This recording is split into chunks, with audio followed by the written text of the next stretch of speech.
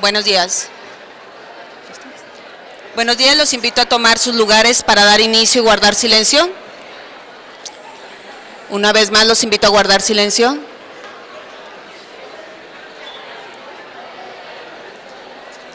Suplico a todos los presentes guardar silencio para poder iniciar. En nombre del Comité de Participación Social, Canal 44 de la Universidad de Guadalajara y la Universidad Enrique Díaz de León, les doy la más cordial bienvenida. Por la ignorancia se desciende a la servidumbre, por la educación se asciende a la libertad. Diego Córdoba. Con gusto presento a las personas que nos van a acompañar en presidio. Se encuentra con nosotros el director de Canal 44 de la Universidad de Guadalajara, doctor Gabriel Torres Espinosa.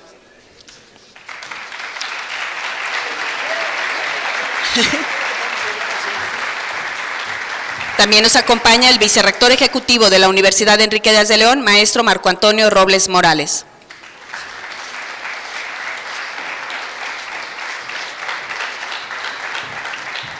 Está con nosotros el presidente del Comité de Participación Social del Sistema Estatal Anticorrupción de Jalisco, maestro Vicente Viveros Reyes.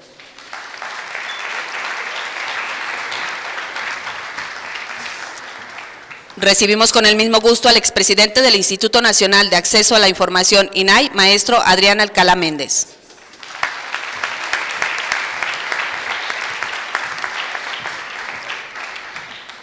Con gusto cedo la palabra al maestro Marco Antonio Robles.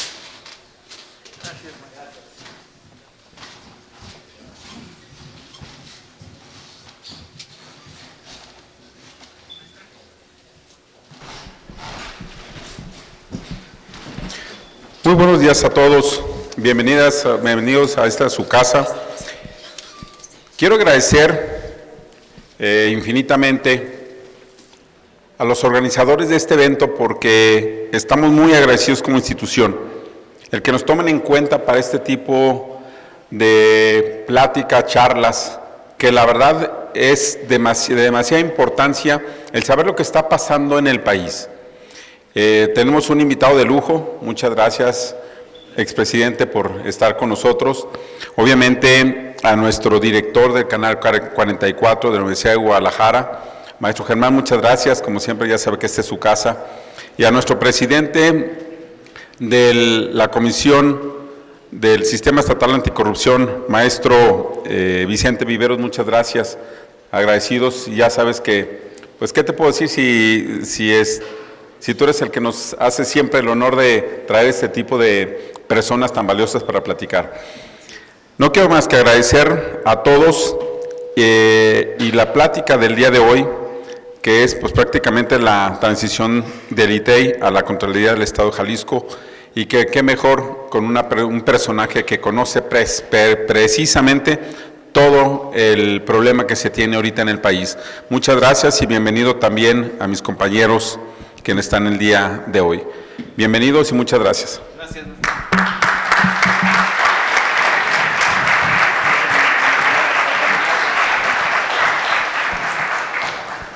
Gracias, maestro Marco, por su valiosa intervención. Cedo el uso de la voz al doctor Gabriel Torres.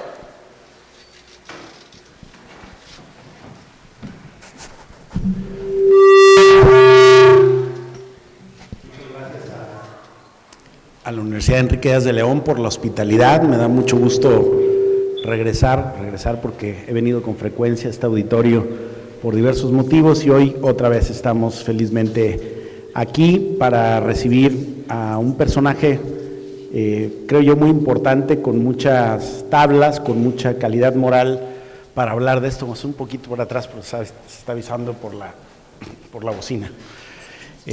Con muchas tablas para hablar de esto que le han invitado a conversar, puesto que Adrián Alcalá ha presidido el instituto que hasta hace pocos meses tenía la tutela del ejercicio de dos derechos: el derecho de acceso a la información y el derecho de proteger los datos personales de las mexicanas y los mexicanos.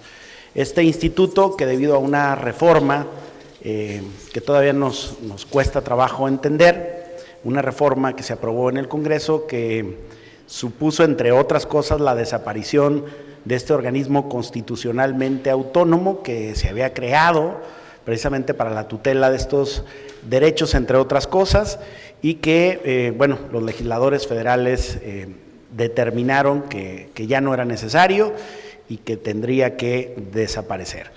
Bueno, pero en el último tiempo de este instituto, a Adrián le tocó la conducción del mismo, este proceso, pues si me lo permites, Adrián, de liquidación también que hay a nivel federal. Y entonces cuando lo invitan a hablar a Jalisco de las sugerencias que pueda hacer en su propia experiencia, de la vivencia que tuvo en el ámbito federal, a lo que va a vivir la entidad federativa con la desaparición formal del ITEI y cómo se van a trasladar algunas de las funciones de este instituto, las más importantes, supongo, a la Contraloría del Estado que lleva la maestra Teresa Brito, una gente que tiene una amplia solvencia en el tema, que ha tenido la oportunidad de trabajar con más de un gobernador y que pues no es, lo digo con toda claridad, no es lo que a mí más me gustaría. Me hubiera gustado más que continuáramos con el órgano constitucionalmente autónomo en Jalisco. No obstante, los legisladores decidieron otra cosa y es una realidad que se tiene que afrontar. Ahora, yo creo que lo que está ocurriendo en Jalisco, y es parte de ese diálogo que hoy vamos a tener con Adrián, pues tiene que ver con explorar fórmulas. Sé que ha habido muchas reuniones, que ha habido todo un activismo, que ha habido foros de consulta, que se ha abierto el espacio para discutir cómo hacer para que en Jalisco afecte lo menos posible la decisión que ya tomaron a nivel federal y cómo esta decisión podría tener los menores efectos posibles dentro de lo que ya no es reversible, que es lo que aprobaron los legisladores federales. Y entiendo que esa es el centro de la invitación que le hacen a Adrián Alcalá para platicar hoy con nosotros. ¿Qué vamos a hacer en Jalisco? ¿Cómo vamos a trasladar una serie de funciones que tenía un instituto de transparencia en el Estado que nos daba garantías sobre el derecho a saber y la protección de los datos personales, y cómo esos derechos que siguen siendo derechos tienen que ser ahora tutelados, protegidos por otra instancia pública, en este caso la Contraloría del Estado, y es el tema al que han invitado a platicar a Adrián. Pues Adrián, decirte que para mí es muy interesante la posibilidad de escucharte el día de hoy. Yo creo que sí hay muchas interrogantes que tienen no solamente los usuarios de la transparencia, los estudiantes, los acuciosos del derecho, sino hasta, diría, quienes han tenido una función directa y pública en el ITEI y quienes han trabajado también en la Contraloría. Pues esta es una cosa inédita, nueva, que vamos a tener que experimentar a ver cómo lo podemos hacer lo mejor posible, y pues considero una oportunidad importante que estés en Jalisco, que nos compartas tu experiencia y como abogado que eres también nos des tus recomendaciones, tus sugerencias a título personal de lo que en Jalisco tal vez podríamos hacer para proteger estos derechos. Muchas gracias.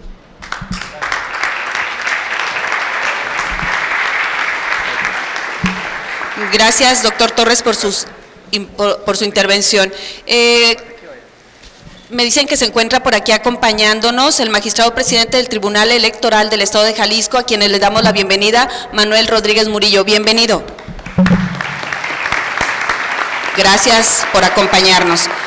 Bueno, y procedemos con la intervención de las palabras del maestro Vicente Viveros. Adelante.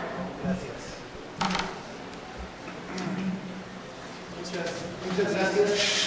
Trataré de ser muy rápido para pasar a la parte importante, que es escuchar al maestro Adrián Alcalá, pero hago una reflexión antes de agradecer a quienes nos acompañan en el presidium de por qué es particularmente importante estar hoy en una escuela de Derecho.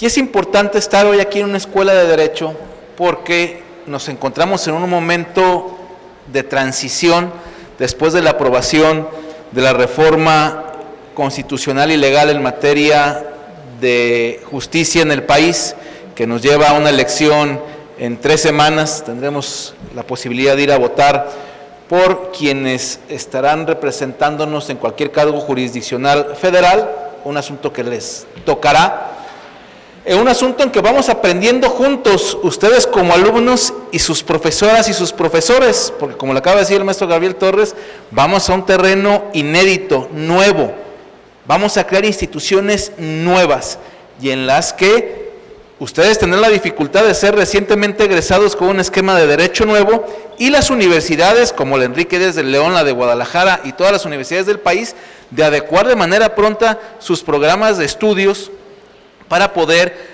entender cómo va a funcionar este nuevo esquema y que la curva de aprendizaje sea lo menos compleja para todos.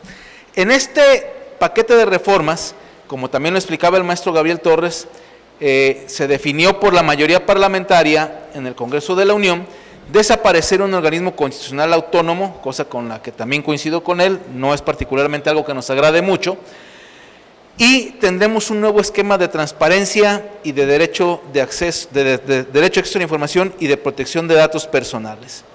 Nos acompaña aquí amablemente hoy la presidenta del ITEI, Olga Navarro Benavides, a quien le agradezco muchísimo que nos acompañe, y lamentablemente es una institución que se extinguirá en los próximos meses, y las atribuciones que tenía el Instituto de Transparencia pasarán a la Contraloría del Estado de Jalisco, así como al Poder Legislativo, al Poder Judicial y a los organismos constitucionales autónomos. Entonces, tendremos un nuevo esquema para que tutele nuestros derechos de acceso a la información y de protección de datos personales. Por ello, la presencia de Adrián Alcalá aquí el día de hoy, que se acaba de extinguir el INAI y le tocó este proceso como presidente en esta última etapa del Instituto Nacional de Transparencia, evidentemente procesar este esquema, ahorita nos platicará, y cómo se da también un tema de una extinción de una institución tan grande del Estado mexicano. Ahorita venía platicando con él y todavía no finiquita formalmente el proceso de extinción y de que las atribuciones las asuma la Secretaría de Anticorrupción y Buen Gobierno a nivel federal, a nivel estatal la Contraloría del Estado. Entonces sus aportaciones serán importantes para ustedes, para el profesorado de la universidad, para las y los alumnos y para quienes de alguna manera estamos involucrados en este menester de cambio institucional. Agradezco a mis compañeras Neira, Miguel, Mónica, Arturo del Comité de Participación Social, presidente del Tribunal Electoral, agradezco mucho que nos acompañes aquí el día de hoy, Manuel, que además hago anuncio, andamos metidos ayer en un asunto de colaboración para el nombramiento de su órgano interno de control del tribunal, y cierro agradeciendo infinitamente a la Universidad de Enrique Díaz de León, si me lo permite mi querido amigo el maestro Marco Robles, que siempre con toda la voluntad accede a que tengamos este tipo de eventos aquí en la universidad, además de ser quien preside la Comisión de Selección del Sistema Anticorrupción del Comité de Participación Social. A mi amigo, también he de decirlo, este evento no lo hubiéramos podido tener sin la voluntad del doctor Gabriel Torres Espinosa, que de manera primero decidida por estar convencido de estos esquemas desde hace muchos años, el maestro Gabriel, y dos, con la voluntad institucional del sistema universitario de radio, televisión y cinematografía, el Canal 44, como coorganizador para la realización de este evento, y evidentemente al maestro Adrián Alcalá, que se dio la posibilidad de darse una vuelta por aquí, por el Estado, para podernos platicar de este tema. Entonces, en verdad, muchísimas gracias, maestro Marco, muchísimas gracias, Gabriel, muchísimas gracias, Adrián, y a ustedes que nos acompañan aquí el día de hoy. Estoy seguro que será una charla que les dejará mucho conocimiento sobre lo que viene en estas materias de derecho a acceso a la información y protección de datos personales. Buenas tardes y muchas gracias.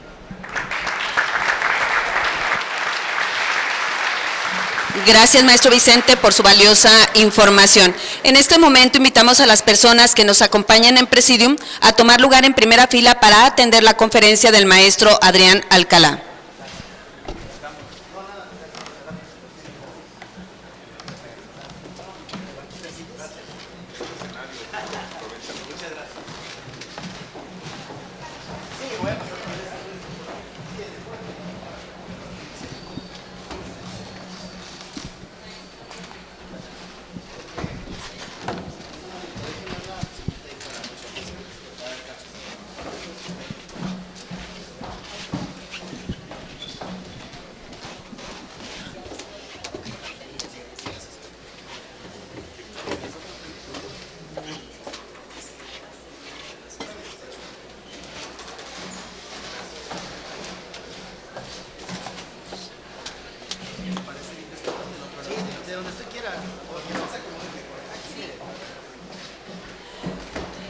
Aquí lo voy a ver. ¿Sí? Ok, perfecto. Muchas gracias. Muchas gracias. Qué amable.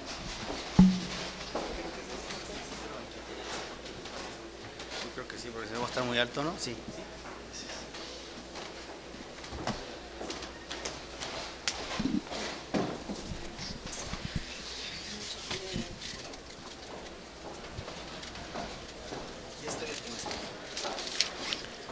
Con gusto les comparto la trayectoria profesional del expositor que hoy nos acompaña. Él es licenciado en Derecho, cuenta con una maestría en Amparo, en proceso el doctorado en Derecho.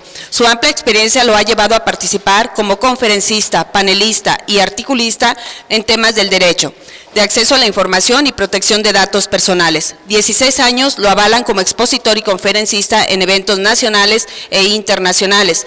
En su interés por compartir su conocimiento, funge como catedrático en la Universidad Nacional Autónoma de México. Asimismo, ha sido docente en materias de transparencia y acceso a la información en diversos diplomados, programas y talleres. En el año 2011 fue nombrado consejero propietario del Instituto de Transparencia y Acceso a la Información Pública del Estado de Baja California, siendo el primer consejero presidente. En el pasado fue electo coordinador de la Asamblea Regional Norte de la entonces Conferencia Mexicana para el Acceso a la Información Pública. Del año 2014 al 2020 fue designado como secretario de Acceso a la Información. Asimismo, fue designado comisionado del Instituto Nacional de Transparencia, Acceso a la Información y Protección de Datos Personales. Actualmente es miembro externo del Seminario Permanente de Gobierno Abierto de la Universidad Autónoma de Tlaxcala. Y con el tema Construyendo Confianza, Desafíos y Perspectiva de la Nueva Transparencia Gubernamental, recibimos al maestro Adrián Alcalá Méndez. Bienvenido.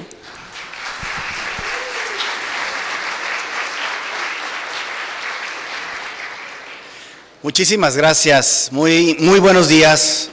Tengan todas y todos jóvenes estudiantes de la licenciatura en Derecho de esta universidad, Enrique Díaz de León. Gracias de verdad por hacer este espacio en su agenda y estar aquí presentes. Y en este momento que yo considero histórico, y no porque esté un servidor aquí presente, que por cierto quiero decirles que ustedes son mis padrinos, mis madrinas, porque es la primera conferencia que doy presencial o plática después de haber que se extinguió el nombramiento de comisionado y de comisionado presidente. Pero bueno, no por eso es histórico, sino porque ustedes estarán viviendo o están viviendo ya un cambio en el modelo de la garantía de dos derechos fundamentales. Lo decía el doctor Gabriel Torres y también Vicente Viveros, que habrá que reflexionar sobre el cambio de la ficha curricular. Y ayer platicaba yo con el director del seminario el seminario de Derecho de la Universidad Nacional Autónoma de México, el doctor Imer Flores, porque pues ahora ya que soy desempleado, pues ando buscando la verdad algún refugio, alguien que me quiera pues dar cabida para platicar, y platicamos sobre la necesidad también de incluso en el posgrado del Derecho de la UNAM y también por supuesto en todas las universidades, de hacer un cambio precisamente en las fichas académicas. Pero bueno, además de eso, ustedes les tocará vivir la nueva etapa del derecho de acceso a la información y del derecho de la protección de datos personales, jóvenes. Recordarles, ustedes como futuras abogadas y abogados, que los derechos no se reconocen. Cada vez que dicen, es que el Estado te reconoce el derecho, permítanme, pero yo sí suelto una carcajada porque el Estado no reconoce los derechos. Los derechos están en la Constitución establecidos y lo que hace el Estado es garantizar esos derechos. Entonces, esos derechos no están minimizados, siguen establecidos en la Constitución, pero ahora la forma de la garantía cambiará y ustedes serán parte de ello. ¿Qué es lo que vendrá hacia futuro? Pues todos tenemos un camino incierto hacia dónde debemos de ir, pero dentro de todo yo quisiera también obviamente dar un beneficio de la duda para las nuevas autoridades. El cambio de paradigma no es menor, es un tema de mucha reflexión y por eso me da muchísimo gusto estar aquí en Guadalajara, que Guadalajara jugó un papel muy importante en la etapa de la transparencia que empezó en el año 2002 cuando se promulga la primera Ley Federal de Transparencia y Acceso a la Información Pública Gubernamental, hasta el año próximo pasado, el 20 de diciembre del año pasado, que se publica precisamente el decreto de extinción y da pie a un nuevo rediseño de la garantía de estos dos derechos. Y me refiero a eso porque quienes no lo recuerden, no sepan, aquí precisamente se promulgó la Declaración Guadalajara. Una Declaración Guadalajara que llevó a una reforma constitucional muy potente en el año 2007, que incorporó, entre otros principios que hoy siguen rigiendo el acceso a la información, el principio de publicidad, el principio de gratuidad, el principio de máxima publicidad y de menores reservas a la información. Entonces, Jalisco, Guadalajara siempre han precisamente estado marcando pauta. Y hoy en día, gracias no solamente al CPS, que por cierto agradezco, Pedro Vicente, amigo, hermano, la invitación, por supuesto al doctor Gabriel Torres también la invitación por hacer posible mi asistencia aquí y sobre todo dialogar de frente con jóvenes que sí están siendo punta de lanza, porque Jalisco es la primera y única entidad federativa que hasta este momento está realizando este tipo de ejercicios de conversar con la sociedad, conversar con la academia, conversar con los expertos, con los medios de comunicación, con las autoridades que habrán de asumir las nuevas responsabilidades para tener un diseño institucional y un diseño legal que esté a la altura de lo que hoy demanda México. Y comienzo con lo siguiente, trataré de dividir mi exposición en dos vertientes. Primero, lo que es ahorita el diseño, sí, preocupaciones y dudas, y también hacia el final, qué es lo que hoy al menos su servidor sabe que antes no sabía. Y digo esto porque el decreto de extinción marcó únicamente la extinción del INAI a partir del del 21 de marzo del año 2025, pero no había reglas claras en cómo habría de ser la transición. Y como ahorita lo decía precisamente Pedro Vicente Viveros, el 13 de mayo finiquita precisamente el plazo para el cual nosotros, los otrora comisionados, tendremos que entregar ya el acta, entrega-recepción a la nueva autoridad, es decir, a Transparencia para el Pueblo.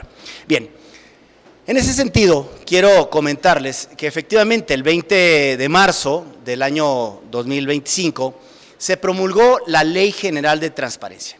Esta nueva Ley General de Transparencia recoge, digamos, en una gran parte, antes de continuar quiero también saludar la presencia de mi querida amiga Olga, presidenta del ITEI, gracias de verdad por estar aquí presente, y pues también obviamente está viviendo el momento de incertidumbre, pero porque precisamente hay muy poco conocimiento.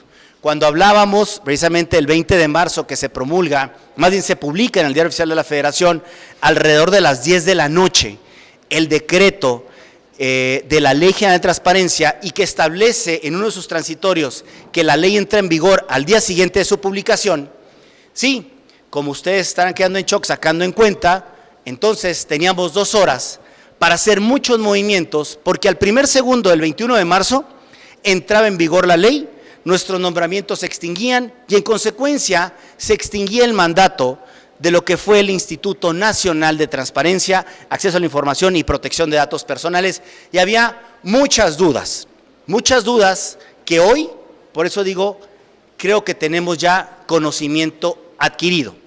Pero bueno, ¿qué es lo que sucede con esta nueva legislación?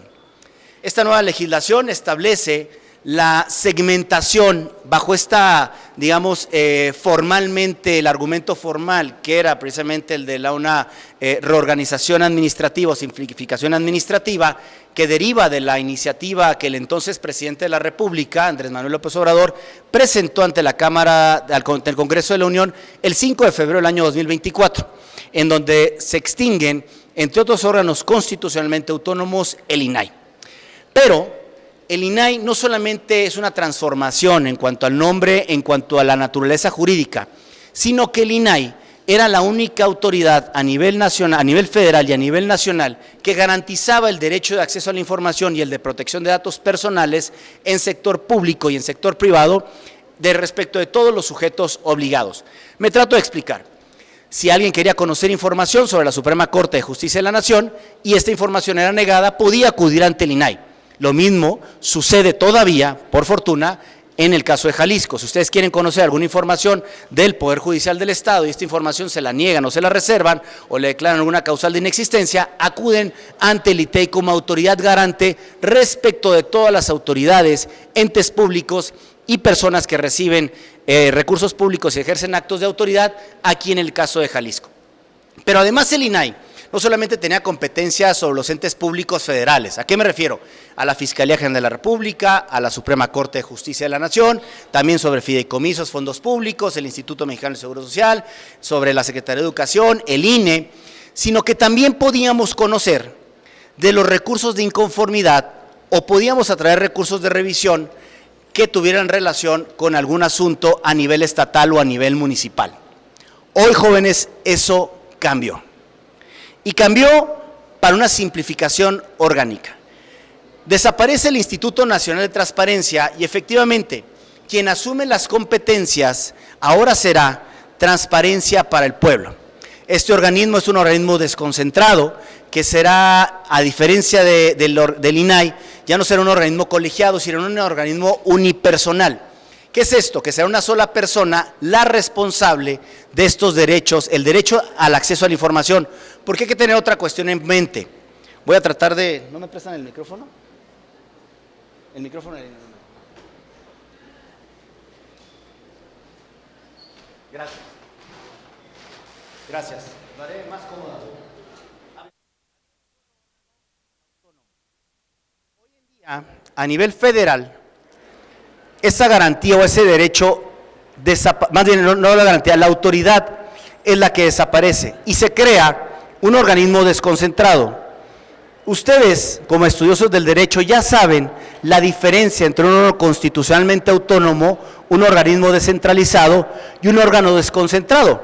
La independencia, la imparcialidad, la objetividad y la autonomía residen en mayor grado en un organismo constitucionalmente autónomo. Cuando pasamos a un organismo descentralizado, tenemos cierta dependencia del Ejecutivo Federal o del Ejecutivo Estatal, aunque hay cierta autonomía técnica de gestión, presupuestaria y de decisión, y también hay una cierta independencia, repito, en cuanto a la decisión, y también pueden tener patrimonio propio. El organismo desconcentrado es un organismo que está adjudicado, si me lo permiten la palabra, a una Secretaría de Estado. En este caso será a la Secretaría Anticorrupción y Buen Gobierno.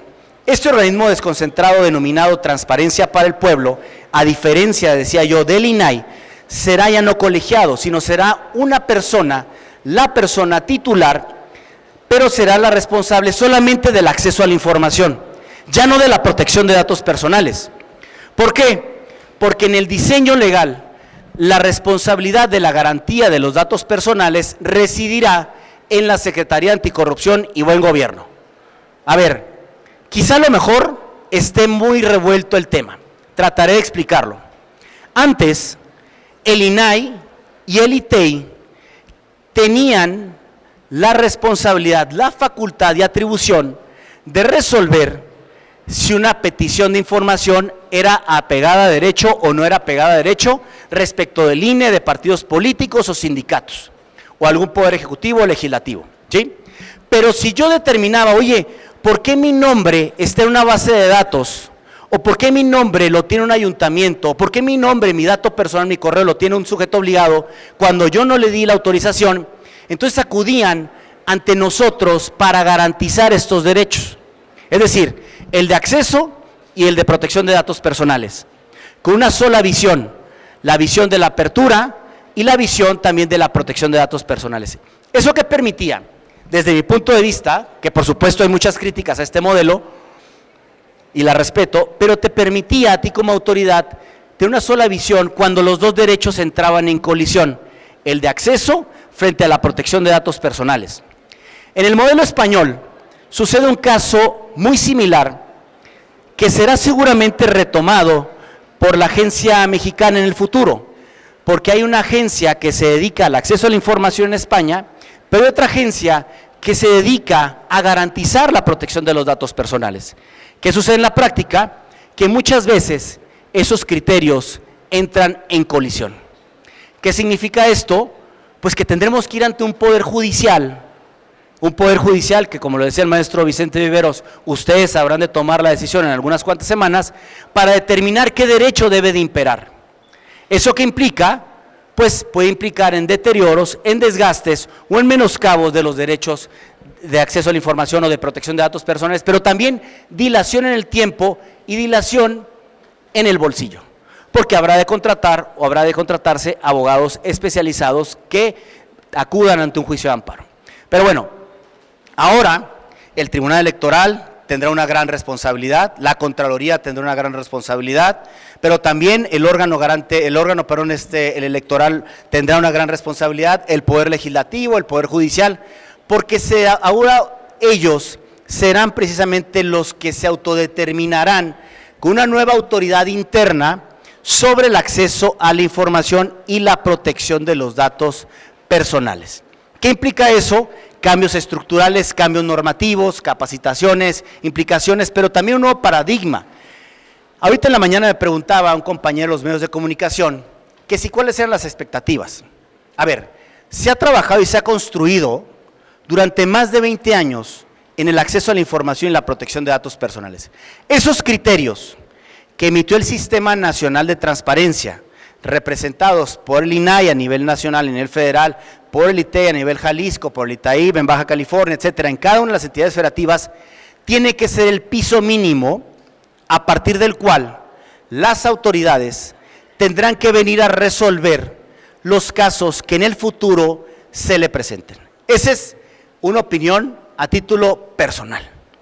Creo que el piso debe ser ese, y dado que el artículo 1 constitucional establece que los derechos humanos se tienen que interpretar de una manera progresiva, creo que no puede haber marcha atrás. Tendrían que ir siempre de manera ascendente y garantizar en mayor potencia los derechos de acceso a la información y el de protección de datos personales. ¿Qué otra cuestión preocupa? Preocupan muchas cuestiones, pero lo decía, me regreso un poco. Ahorita en la mañana que venía en el avión, venía pensando que Jalisco se ha destacado precisamente en estos ejercicios. Yo le decía, es el primer estado que está realizando este tipo de ejercicios. ¿Por qué? Porque yo creo que ustedes como sociedad y como autoridades pensaron que no habría necesidad, más bien no podrían ser espectadores de lo que viniera, sino que tendrían que ser actores. ¿Y a qué me refiero con ser espectadores y ser parte presencial? Lo que pasó a nivel federal fue que no nos dieron oportunidad como sociedad de participar en la construcción de la ley. Por lo menos el INAI levantó la mano para poder participar junto con el Congreso de la Unión a partir de la experiencia que tenían no los comisionados, sino el personal que trabajaba en el INAI, a través de las ponencias, a través de los directores, a través de todo el personal de casi 800 personas, hombres y mujeres valiosísimos, que fueron construyendo el andamiaje durante más de 20 años, es decir, una experiencia acumulada. Pero ustedes están yendo más allá, ustedes sí están siendo parte presencial y parte fundamental de la construcción.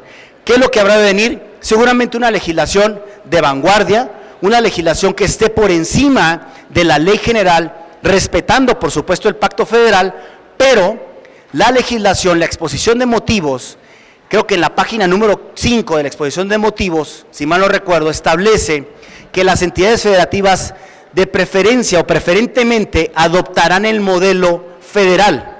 ¿Qué significa eso, jóvenes abogadas y abogados? Yo lo interpreto como que es una preferencia, pero yo puedo ir incluso un paso más allá para garantizar, al menos con esta soberanía estatal, en mi entidad federativa, el derecho a la información y por supuesto el de la protección de los datos personales. De los plazos, creo que no puede haber una disminución en el caso de Jalisco respecto de la carga de información, ni tampoco las solicitudes de información para responderse y también el tiempo para resolverse. ¿Qué cosas preocupan desde mi punto de vista? Si bien es cierto se establece el principio de máxima publicidad que se mantiene porque el texto constitucional no se modificó en esa parte, cierto es que no queda muy claro, desde mi punto de vista, la contundencia, porque utiliza un verbo, un término que es medio optativo desde mi punto de vista, en donde yo, para no equivocarme, aquí lo anoté, establece precisamente, añaden otros principios como congruencia, exhaustividad, documentación, expectatividad. Sin embargo, la eficacia está condicionada pues a la institucionalidad. Creo que el principio de máxima publicidad no debe ser optativo, debe ser imperativo, y las causales de reserva deben ser las menos posibles. ¿Por qué? Porque estamos hablando de información pública, luego entonces la información es un bien del dominio público, y en ese sentido es cuando yo les digo que no podemos ir hacia atrás, sino que lo que ya se ha caminado a través de criterios, de resoluciones o a punta de resoluciones, es precisamente lo que se tiene que mantener. ¿Qué me preocupa? Si bien es cierto, se establece y se mantiene una cláusula que en mi punto de vista, siempre lo he sostenido, era muy potente, porque establecía que tratándose de violaciones graves a derechos humanos, lamentablemente, no sé cómo se va a resolver, pero es un hecho aquí precisamente en Jalisco lamentable que fue noticia a nivel nacional y que sigue siendo noticia. Cuando se trata de violaciones graves a derechos humanos no cabe la reserva de la información, pero la Ley General abrogada establecía que tampoco ha lugar a reservar información cuando se tratara de información relacionada con actos de corrupción. Hoy en día se establece que existe una resolución. ¿Eso qué implica? Voy a hablar del caso federal. A nivel federal nosotros resolvíamos semanalmente y ordinariamente, con mucho pesar, porque la corrupción sigue siendo un gran lastre, que pedían información sobre actos relacionados con casos de corrupción, y nosotros en el Pleno no teníamos que esperar a que existiera una resolución, sino imagínense cuántos casos pudiéramos haber abierto. Resolvimos Segalmex, Odebrecht, Casa Blanca, estafa maestra, otros casos relacionados con corrupción, como los casos de los gobernadores Duarte de Veracruz y Duarte de Chihuahua. ¿Cuántas personas hay ahorita procesadas y sentenciadas por el caso de la estafa maestra? 0. ¿Cuántas personas hay ahorita procesadas por el caso Segalmex? Una que acaban de atrapar o acaban de capturar en cumplimentar una orden de aprehensión la semana pasada. Pero, ¿hay sentencia? No. Y unos podrán preguntar, bueno, ¿a mí qué? Ah, bueno, jóvenes, la corrupción a ustedes les merma en el sentido de que cada presupuesto, cada peso que se destina o que se desvía, es un presupuesto, es un peso que para ustedes lesiona en el transporte público, en la calidad de sus calles, en la calidad del alumbrado público, en la calidad de sus servicios. ¿Por qué? Porque se está destinando presupuesto público para una sobrecompra, una sobrecontratación, es decir, actos de corrupción. Entonces, para mí, la verdad, en un ejercicio de rendición de cuentas y una ley de rendición de cuentas, creo que hay la oportunidad, al menos en el caso Jalisco y otras entidades federativas que así lo determinen, que no podrá invocarse causal de reserva cuando se trate de actos de corrupción. Y cuando se trata de actos de corrupción, nosotros no necesitamos tener a la vista una carpeta de investigación. Sencillamente los indicios, ustedes como abogados saben que adminiculados con otros elementos de prueba, hacen prueba plena. Para nosotros existían indicios y decíamos, a ver, esta causal o esta excepción a la reserva no determina que yo prejuzgue como comisionado, como comisionada, sobre la imputación a una persona en responsabilidad de casos de corrupción. No, solamente es información relacionada con casos de corrupción. Sí, hay indicios, están estas notas periodísticas, están estos comunicados, están estas situaciones, sí está relacionado con casos de corrupción, abre la información. El INAI no va a juzgar, no va a juzgar, ni juzgaba, sencillamente lo ponía a disposición para que la sociedad, precisamente en un ejercicio de rendición de cuentas, ponderara y determinara las diferentes actuaciones. Esa cláusula me preocupa muchísimo, de verdad lo dejo como una preocupación, pero también creo que puede haber alguna racionalidad para que se legisle, al menos en el caso de Jalisco, sobre esa situación. Otra de las cuestiones que también, obviamente, no hay retroceso en cuanto hoy se incluyen, por ejemplo, se siguen incluyendo como sujetos obligados a cualquier autoridad, ente pública, partidos políticos, fideicomisos y fondos públicos, se mantiene. Sin embargo, también, si bien es cierto no hay un retroceso, lo que puede preocupar es la concentración del control de organismos no especializados. el procedimiento de acceso a la información. Aquí sí hay que reconocer, hay un avance, porque aquí en el texto anterior se garantizaba el acceso gratuito, sin justificación, ni interés, ni identificación obligatoria del peticionante, pero se mantiene hoy, se refuerza el uso de formatos accesibles e inclusivos y se promueve la traducción a lenguas indígenas. Es decir, hoy es un imperativo dar condiciones de accesibilidad en formatos accesibles, en formatos inclusivos y también la traducción a lenguas indígenas. La legislación anterior era optativa y en muchas ocasiones nosotros, con una visión de progresividad, quienes integramos el último pleno del INAI, le ordenábamos al sujeto obligado que tradujera la información en la lengua originaria que lo había pedido precisamente el solicitante. Hoy es una obligación de ley y bueno, también tendrá que ser parte del rol de las nuevas autoridades, no solamente en la resolución de recursos de revisión, sino también en garantizar estas condiciones de accesibilidad e inclusión. Otra cuestión que me preocupa, lo digo, repito, a título personal. Anteriormente existía un Consejo Nacional del Sistema Nacional de Transparencia, fíjense bien, Sistema Nacional de Transparencia, Acceso a la Información y Protección de Datos Personales. Hoy no es un tema de semántica, abogadas y abogados, es un tema de naturaleza. Expulsan del nombre la protección de los datos personales. ¿Qué significa eso?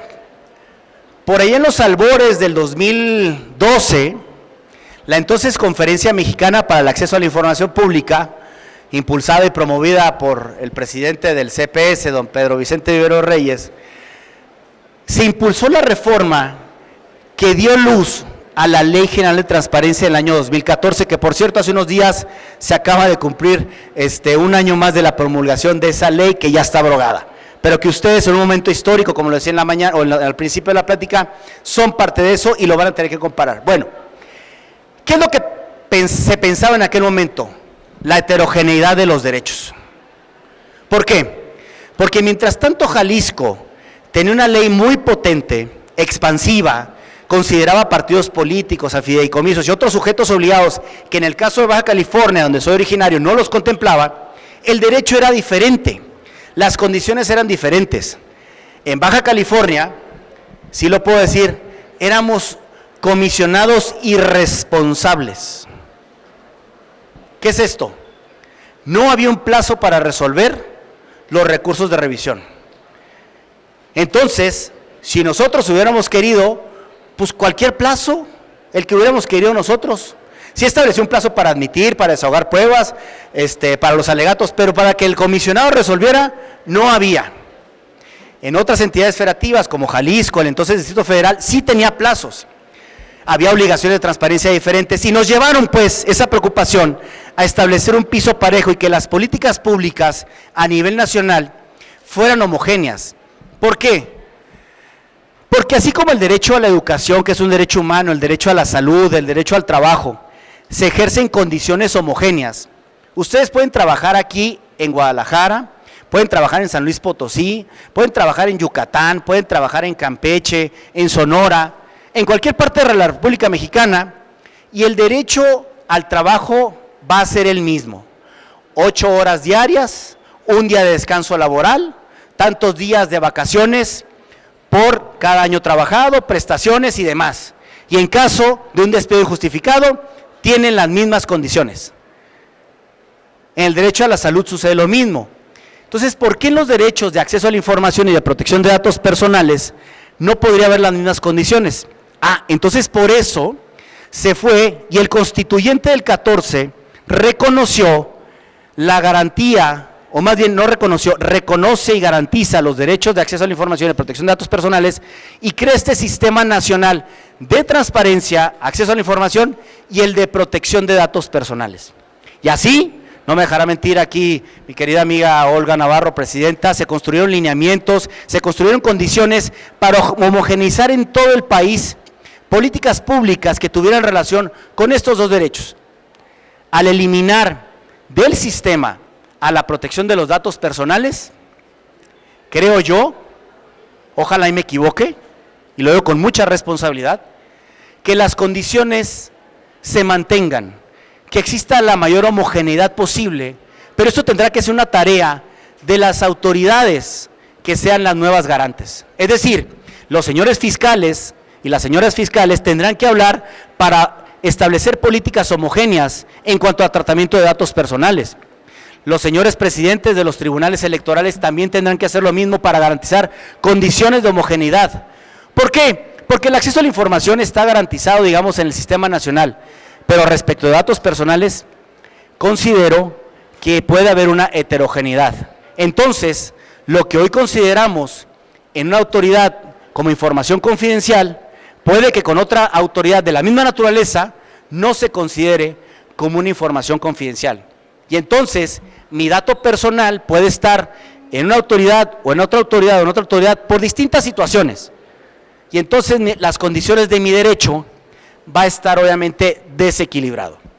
Son cuestiones también obviamente que desde mi punto de vista preocupan y que ojalá de verdad que al menos en el subsistema estatal, aquí en Jalisco, se pueda reconocer o establecer algunos de los hitos considerables. Ahora bien, otra de las cuestiones que aborda esta legislación es, anteriormente el INAI podía conocer de los recursos de inconformidad de cualquier municipio, de cualquier autoridad estatal o municipal. Hoy en día, la autoridad llamada o denominada Transparencia para el Pueblo solamente podrá conocer de casos relacionados con alguna entidad federativa, municipio, estado, autoridad o fideicomiso, fondo público, siempre y cuando se trate del uso de recursos públicos federales. A ver, ¿qué es esto? Yo antes iba ante el Ayuntamiento de Mexicali y le decía, oye, ¿cuál es el presupuesto para el bacheo? Porque quiero poner mi colonia o establecer un programa junto con la autoridad, lo que ustedes quieran, para bachear mi colonia porque está totalmente llena de baches, ¿no? Me negaban la información, me iba ante el órgano garante estatal, el órgano garante estatal confirmaba la declaración o la negativa, la inexistencia, y yo me iba en automático, me podía ir ante el INAI a resolver este recurso. Hoy en día se establece una excepción, solamente cuando se trate de recursos públicos federales. Y ustedes van a decir, ¿y eso qué? Bueno, que entonces tendrán ustedes que ir ante un juicio de amparo especializado para que me garantice información relativa al presupuesto que se tiene en el Ayuntamiento de Mexicali para bacheo. ¿Qué implica eso? Tiempo, contratación de algún abogado especializado, y ustedes saben cuánto cuesta un abogado en materia de amparo, o pueden tener noción, pero sobre todo los tiempos. La información tiene un poder en el tiempo y en el espacio. Entonces, ahora cuando me dicen, oye, solamente va a poder conocer sobre información relacionada con recursos públicos federales, mi solución, creo, no se le gana a nadie, pero creo que mi solución es, finalmente todo deriva de un presupuesto de egresos de la Federación. Ahí está la naturaleza, ¿no? Y deriva en los estados a través del ramo 33, ¿no? Y son muy pocos en ese sistema federalista que son recursos provenientes de los estados. La carga de la prueba, ¿a quién le corresponde? A la autoridad en materia de acceso a la información. Oye, este recurso es federal. Yo no te puedo decir si no es federal o no. A ti te corresponde la carga de la prueba de decirme, ¿qué crees, Adrián Alcalá? No es un recurso federal. Demuéstramelo. Porque entonces quien asume competencia será la autoridad garante federal. Entonces, esa situación se estableció ahí. Ignoro por qué, pero creo que la salida puede ser esa, en un ejercicio, digamos, de construcción del derecho. Otra de las cuestiones, nos dicen, oye, se crearán juzgados especializados en materia de amparo, en acceso a la información. Yo digo, caray, esos juzgados, ¿cuándo se van a elegir? Si la elección federal o la elección de jueces de distrito y de colegiados está a 3 semanas, ¿vamos a convocar o se va a convocar a una nueva elección? Fíjense que en materia federal, el INAI recibía aproximadamente al año no más de 200 juicios de amparo. No sé a nivel estatal cuántos habrán recibido, pero no creo que en toda la federación superemos los 400 juicios de amparo. ¿Y qué creen? La mayoría tienen que ver no con acceso a la información, sino con protección de datos personales en sector privado. Entonces, si la razón de ser era precisamente una simplificación orgánica, hoy tendremos que crear juicios de amparo especializados, no lo sé. La potencia de las resoluciones, al ser ahora una autoridad administrativa, será competencia entonces del Tribunal Federal y de los tribunales estatales de justicia administrativa. Creo que es una de las cuestiones de preocupación, pero que también considero que tienen las entidades federativas y concretamente el Estado de Jalisco la gran oportunidad de avanzar en esa materia. Bien, a ver, ya no estamos avanzando, ya no estamos yendo hacia la conclusión. A ver, ¿cuáles son mis recomendaciones para hacer una transición ordenada del ITEI hacia la Contraloría del Estado? Previamente, y aprovechando que hay una buena relación, yo sé que ahorita hay mesas, pero establecer mesas formales de transición y de liderazgos de diversas áreas para que tengan el soporte y las opiniones técnicas respectivas.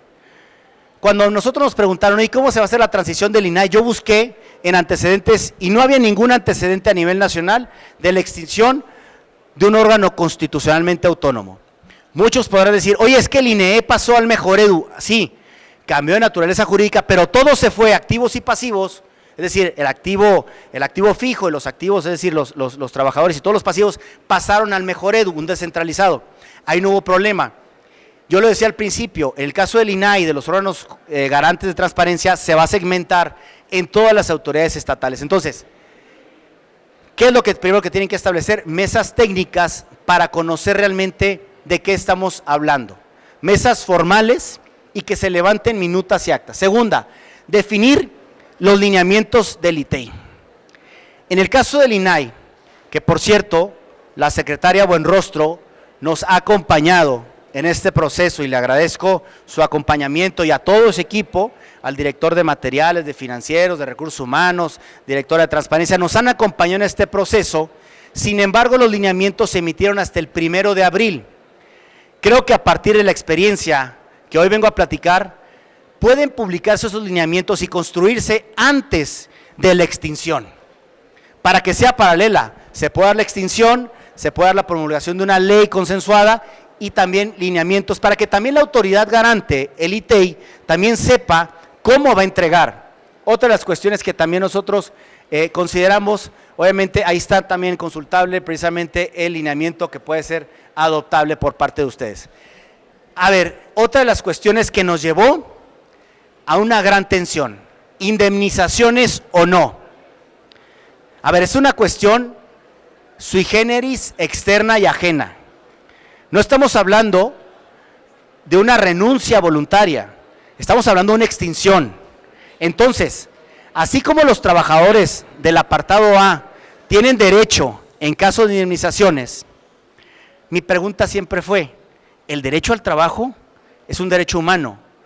¿Por qué en este caso no procede una indemnización en términos del apartado A? Una similitud, son derechos humanos, son derechos de personas que se han dedicado mucho tiempo y finalmente el trabajo es una garantía, es un derecho humano. Entonces, determinar las indemnizaciones.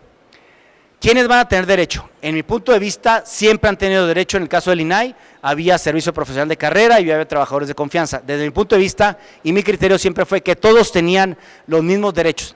Finalmente, eso surgió. Pero evítense esa situación y platíquenlo y dialóguenlo con las autoridades correspondientes. Segundo, con el presupuesto de quién se van a hacer esas indemnizaciones. Primero, el monto, ¿quiénes? Yo digo, para mí, todos los trabajadores, en este caso el ITEI, tienen ese derecho a la indemnización. Segundo, ¿qué monto? O más bien, ¿cómo lo vas a calcular? Tercero, ¿con qué presupuesto? En el caso del INAI nos autorizaron a que fuera con presupuesto del INAI, con el cual se pagara las indemnizaciones correspondientes. Pero eso lo pueden platicar, lo pueden dialogar antes de. Segundo, yo les recomiendo, les sugiero que vean el esquema y lo platiquen con el tribunal o con la autoridad laboral correspondiente. ¿Por qué? Porque no es un trabajo sencillo.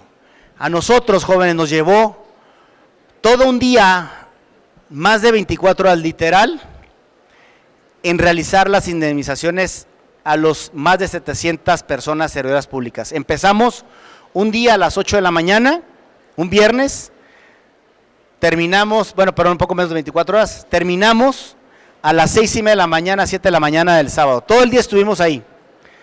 Pero eso nos llevó porque teníamos que terminar, porque además teníamos otro factor.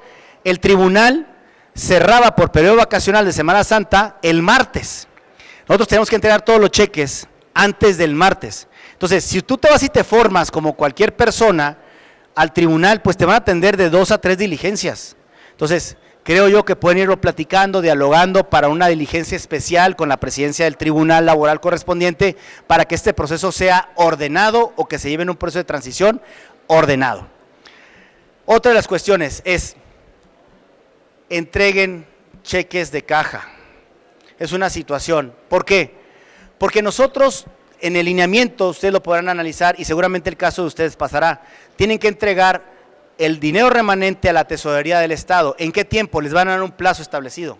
Y muchas veces, por alguna razón, si ustedes les entregan un cheque ordinario a un trabajador, no tienen la obligación de ir a cobrarlo.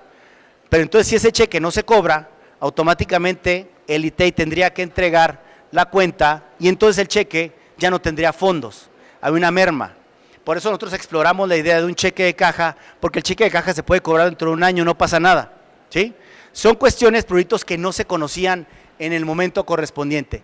Definir los cálculos para el proceso de indemnización, definir la ruta del tiempo para el pago de las indemnizaciones, los procesos internos. Otra de las cuestiones también es, yo no sé si aquí tengan hojas de servicios o no. Nosotros en el INAI dábamos hojas de servicios, es decir, una hoja que te sirve para todos tus trámites ante el ISSSTE, me imagino que aquí ante el ISSSTEJAL o no sé qué servicio de salud tengan, ¿Seguro Social o ISSSTEJAL? Ok, entonces esa hoja de servicios también les sirve. Ustedes tienen que tener determinado bien establecido las hojas de servicios, cuándo las van a entregar, cómo las van a entregar. Es importante también que tengan los inventarios actualizados, los bienes que están bajo sujeto de tu responsabilidad. Si a mí me asignaste este bien, que estén los inventarios actualizados y que estén los resguardos debidamente actualizados para la entrega, recepción, ¿sí? Eso de verdad, al final del día, no nos dio muchos dolores de cabeza, sí nos llevó mucho trabajo. Creo que lo pueden ir haciendo ustedes de manera correcta. El archivo de concentración, el archivo de trámite, las bajas documentales, vayan haciéndolas, ¿para qué? Para que no les gane el tiempo justo con relación al archivo. Otra de las cuestiones, ¿qué va a pasar con los bienes?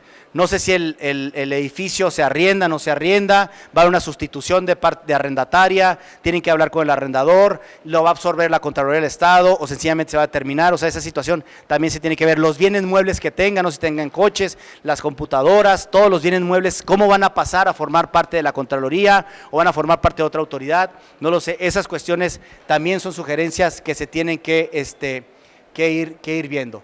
Los archivos ya lo dijimos, los estados financieros también se tienen que determinar ustedes, por ejemplo, las fechas límites para el retiro de recursos públicos, para la entrega a la tesorería del Estado, la fecha de cierre de las cuentas bancarias, las cuentas de conciliación, los registros contables, conciliaciones contables, realizar el cierre presupuestal programático, realizar el reintegro de recursos no ejercidos, realizar el cierre contable. Son cuestiones que son sugerencias que a partir de lo vivido, a partir de la experiencia acumulada, yo se las dejo aquí para que lo vayan viendo. Creo que hay tiempo, la reforma constitucional aún no se presenta, no se vota, en consecuencia no se aprueba. Tienen tiempo, váyanlo haciendo de una manera organizada, una manera sistematizada. Eso les va a dar muchísima tranquilidad, no solamente a ustedes como comisionados del ITEI, sino finalmente a las nuevas autoridades, ¿sí? Y obviamente en consecuencia también a toda la sociedad precisamente de Jalisco. Pues bien, yo creo que hay que ver el vaso medio lleno.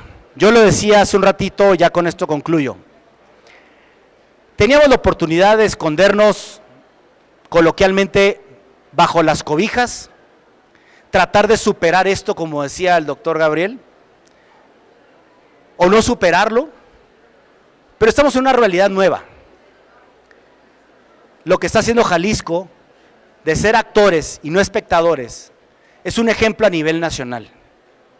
Están ustedes en la construcción de un modelo que cambia el paradigma, cambia los roles, pero lo que están haciendo como sociedad es muy importante.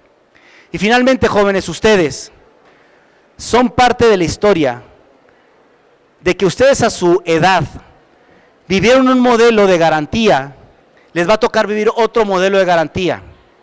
A la luz de 1 año, 2 años, tendremos los resultados.